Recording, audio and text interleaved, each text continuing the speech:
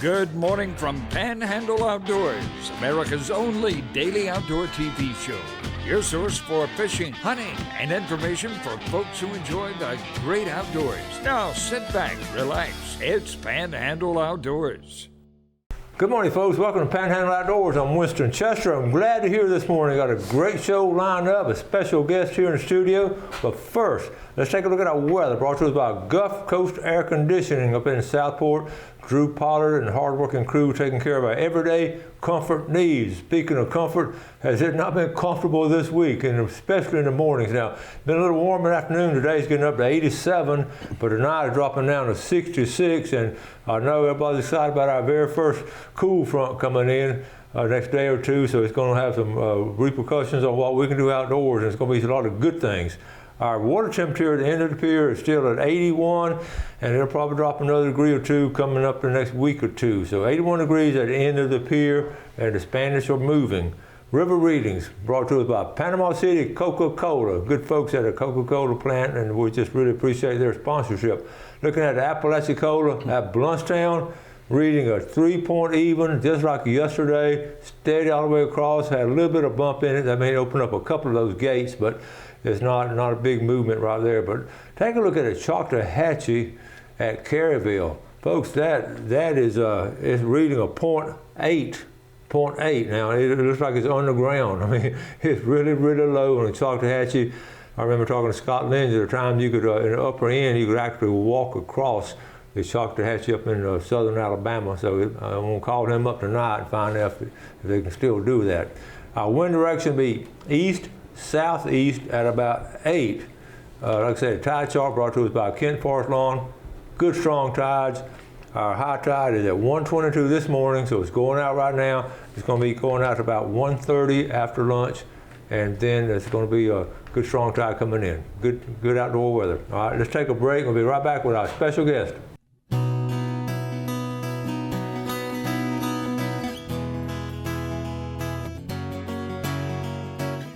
Okay, welcome back, folks, and welcome our guest this morning, Sheriff Tommy Ford. Hey, how are you, sir? Glad to have you on. We've been talking about it a while. We bump into each other every now and then on the good side. I mean, we're at different places, and I keep asking him to come on the show. He's been wanting to come on, but you have a busy schedule at times. A little bit, yes, sir. But it's good to be here. Good to finally get here. So. We're glad to have you, and I want folks to get to know you. I've known you a good while now. And, yes, sir.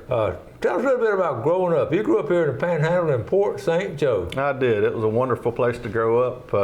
Grew up there, one house off of the bay. So just was a idyllic childhood, being able to go out in the bay, grab my spear gun and go out and shoot some mullet or gig some flounder. And I had a little sunfish sailboat I would take and sail the bay. But it was like a Tom Sawyer childhood. Growing up down there, you could imagine back in those days, not that old, but back it was just so idyllic, like you say.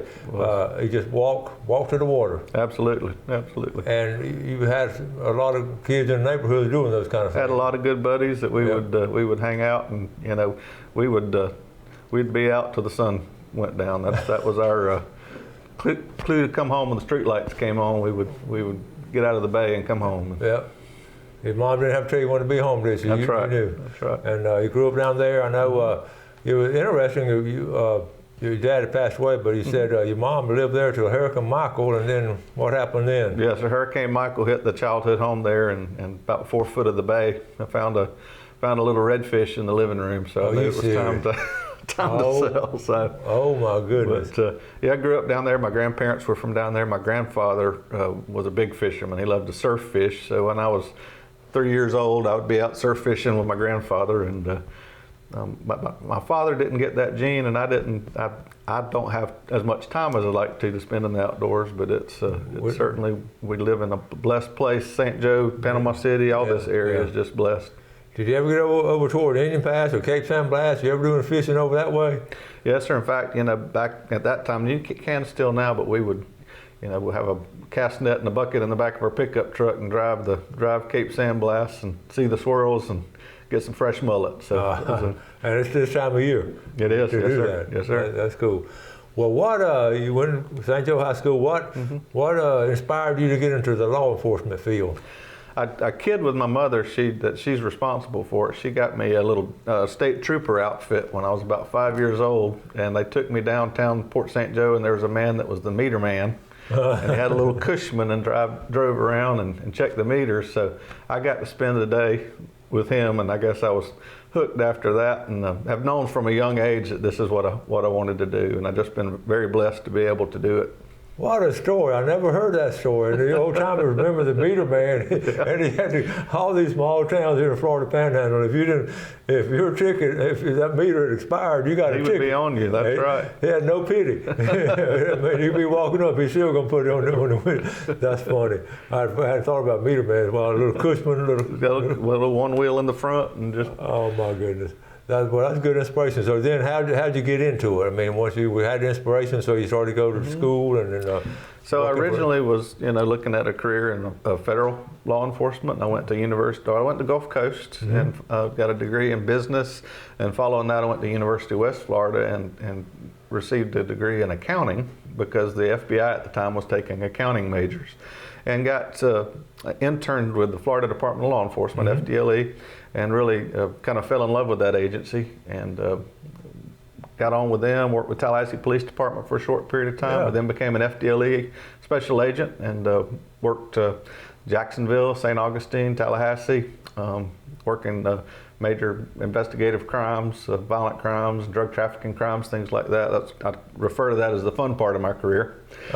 Came back here in 2003 because my wife Kathy is from here. She's Kathy Eleanor, Judge Eleanor's youngest daughter. We had an opportunity to come back home with FDLE, so came back in 2003. And in 2009, Sheriff McKeithen asked me to join the Sheriff's Office as his Chief Deputy, which has just been such a blessing, such a great organization, great men and women, and it's a blessing to serve the citizens of Bay County. Well, that's a great background. I didn't know you were doing all of that, working these big areas. That really wasn't a fun job at times, was as far as the bad guys. I mean, you really had to put away some bad guys, didn't you? But it was fun. It was fun doing that, yeah. I don't doing the budgeting and the personnel stuff I have to do now. That's not so much the fun part. So the fun part was back in those days doing putting people in jail. We speak of Frank McKeithen, Sheriff Frank McKeithen, been on a couple of times, and he told us about some of those busting some of those guys, and that's just a thrill to do that because you are getting a chance to bust. That's why we all got into it to keep the community safe and put the bad guys in jail. That's exactly right. We're going to take a quick break and be right back with Sheriff Ford. Okay, welcome back. So here's Sheriff Tommy Ford, Bay County Sheriff, very well respected and works hard. And we've got so much to talk about. But I want to mention your father-in-law, yes, sir. Late Judge Eleanor. Spent so much time living at Deer Point Lake, and he was some kind of fisherman. Here, Mr. Bill Ronk. I remember how many fish. Absolutely, they were the kings of the lake, and he spent a lot of time out on that lake. Unfortunately, after the hurricane, they moved to Tallahassee, and I know he misses the lake, but he sure had a good time, and I think he was a mentor to a lot of people in fishing out on that lake. And that was a challenging lake, but he and Bill Ronk were experts on it. They had it figured out, I think. And ironically, here's how things happen. I have been bought and sold a couple of times, but I have Judge Eleanor's old lake boat, and so awesome. I feel like I'm gonna hold the ground when I get in it. Absolutely, it's called. I don't know if it still has the plaque on it, but it was called the Judge. The Judge, yeah. And you, real quick, you were out fishing, and when you decided to ask for permission to, what happened then? Right. So I was dating his youngest daughter, Kathy, and we were out on Deer Point Lake fishing, and I got the nerve up to ask him if I could marry his daughter, and he didn't even look over at me. He said, "Heck no, she's not marrying a cop." And I was like, "Well, I don't know where I go from here." But he was just pulling my chain, and he had Miss Eleanor, great in-laws. Yeah, good folks there. Okay, here we go. The pictures. We got some pictures on the sand. Catching some speckled trout. So where are you? Sir. That's on Farmdale out at Tyndall. I got a year or two ago. I got a fishing kayak and really enjoyed that for a while. Don't have as much time as I'd like to go out on it. Need about time to get back out on it. But really love that area out at Tyndall, Crooked Island Sound. It is kind of what used to be dunes, but that area kind of reminds me of my childhood growing up around Cape San Blas and Port St. Joe, where you kind of unspoiled Exactly. Gulf lifestyle. And here it is. You got a Hobie kayak. Yes, there sir. You go. Yes, and sir. I have one very similar to that. And like you say, they're fun. And really nothing more peaceful than getting out there on that thing, and it moves along pretty quickly with pedals and pretty good platform to fish off of. And I know. All right, here she is. yeah, there's my beautiful wife Kathy. And does she love the outdoors too? Does she enjoy getting outdoors? We bought the 2 kayaks, so we've gone out a couple times. I'm ashamed of how few times we've actually been able to take them out, but it's enjoyable. It's just cool to get out. I understand. And here it is right here. All right. That's a great picture right there. So law enforcement, I know that what a challenging job. We're talking about, and we're talking a lot of times about safety and all that. I know an ounce of prevention is worth a pound of cure. We're all trying to prevent things. And our school superintendent and our state attorney Larry Bassford, Travis's dad, who comes on the show, and Sheriff Ford has spent the last 2 weeks, going to all the schools in Bay County, presenting the safety presentation, school safety. And I actually went over last Thursday when they presented at Rutherford, because I wanted to see, and they did a great job. And one would talk and the other would talk, and Rutherford High School students were so well-mannered, so respectful, and you could tell, I'm an educator, you could tell they were listening to y'all. So tell us about some of those things y'all did. It was a great experience. Superintendent McQueen, who I think the world of, he invited us to go to all the high schools and middle schools. And we did it last year with Superintendent Husfeldt as well. So I think it sets a good tone at the beginning of the school year for the kids to hear from the sheriff and the superintendent, to let them know what our expectations are. And the first thing that I talked about is that my number one job is keeping them safe, because if we can't keep them safe, they're not in a safe learning environment that's free from danger or bullying and harassment and things like that, they can't learn. And I talked to them about that they're our future, so it's important that we give them a good learning environment. But then we talk about what our expectations are in the schools, as far as we have issues with kids that get frustrated and they make a threat towards a school. And as sheriff, as serious as school violence is, I can't guess which one is having a bad day kidding, or is the one that may actually do something. So we take all those seriously. We let them know how that can affect their future hopes and dreams. Everything from if they wanted to get a trade license to getting into college, to getting in the military. If they make poor decisions, and that may limit their choices in the future. And that's where that's why I say there was a three-phase attack we had, and then Larry Bassford would come on and say, "This is we're going to prosecute you. I mean, we're going to absolutely, we're going to do this, we're going to do that, and here's the results of it. This is going to be on your record and all." And these kids, they don't know this. They need to hear it. Yeah, absolutely. A lot of them don't know it's going to be. It's going to really prevent them from getting good jobs and stuff like that.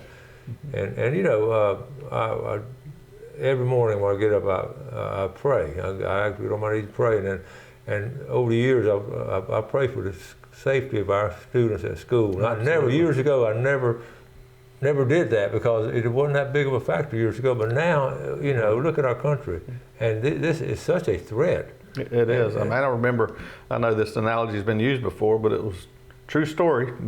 Port St. Joe High School growing up had my '79 F-150 with a shotgun in the rack in the back in the parking lot. And never, I got in some fist fights, but never thought about going out and even. Never, I know. And like I say, the world has changed so much and all, and it's just. Really breaks my heart that the kids have to grow up in that type of situation. I know. We do everything we can to keep them safe. That's another thing that was important to me to talk about, is the things that we do both at the school district, who does great partners for safety, and at the sheriff's office to keep them safe from those type of situations.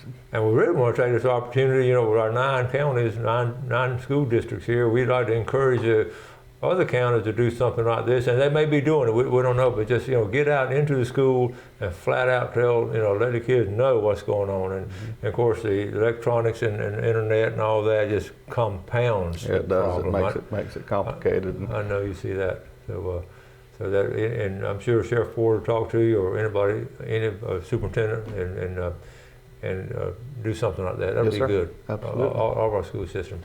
Okay, we're going to get ready to take our final break, and we'll be right back with Sheriff Tommy Ford.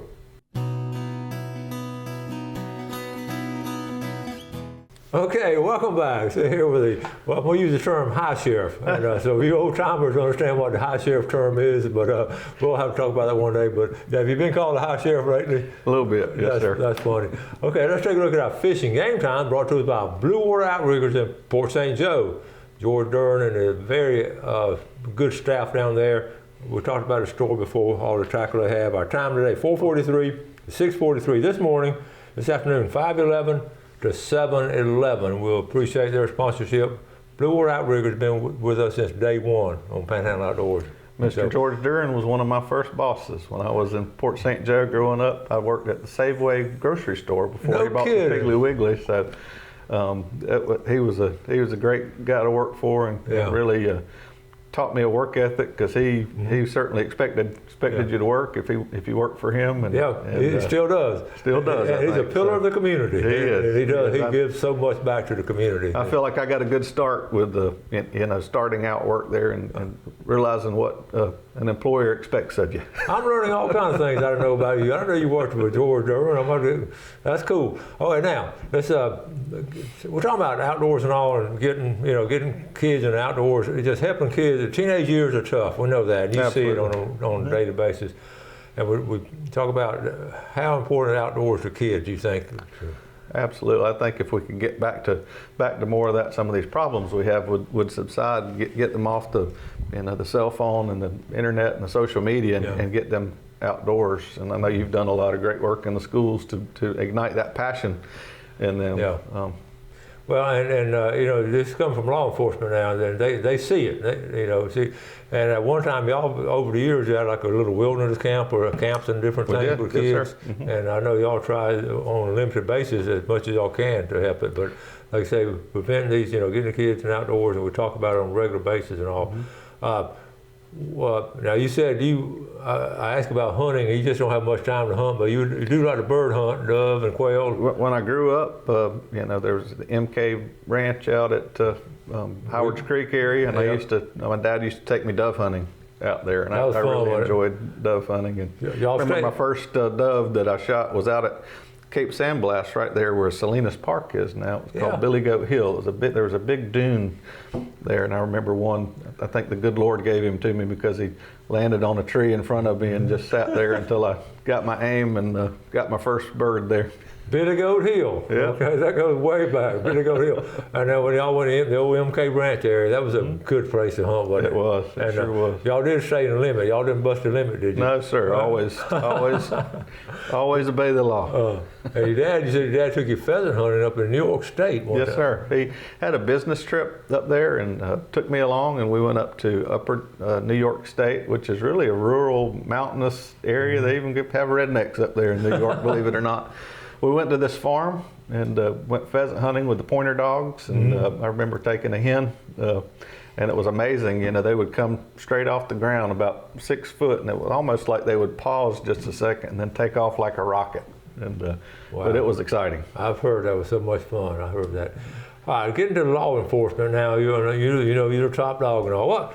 What are some of your biggest challenges as a sheriff? What are some big challenges y'all have? School safety again is one that we focus a lot of efforts on. I really kind of, after the Parkland situation, that really affected me quite a bit, wanting to make sure that we're prepared here in Bay County to respond to that. And I think we've made such great progress. I met with Superintendent Husfeld the day after Parkland, and we really worked together to put some things in place. I worked with our police chiefs to make sure that we not only worked on the tactical side of responding to that type of situation, but also on how to manage one of those incidents, that we worked on prevention of those type of situations, worked on investigating the threats. But really, I think one of the greatest threats we face that ties back to a lot of other crimes is our drug problem here. We see methamphetamine is an issue, fentanyl overdoses, opioid overdoses, and we kind of take a multi-pronged approach to that, because I realize that we're not going to rest our way out of it. Now, we're very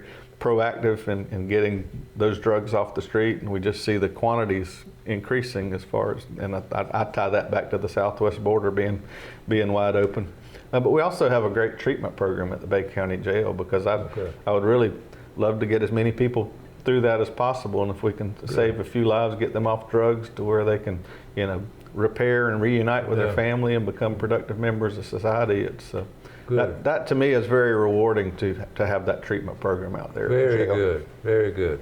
And I know, sadly, it goes back to the sheriff in my time. Those guys, all they had to worry about, I said, were the moonshine steals. Basically for bad crime. Bust the moonshine steals. Everybody enjoyed doing that, but it was hilarious looking back on it. But now it's serious stuff. It is. It's serious. It is, and it doesn't. It doesn't just affect the person that's addicted to it. It affects their family. It really affects our whole community. Yeah.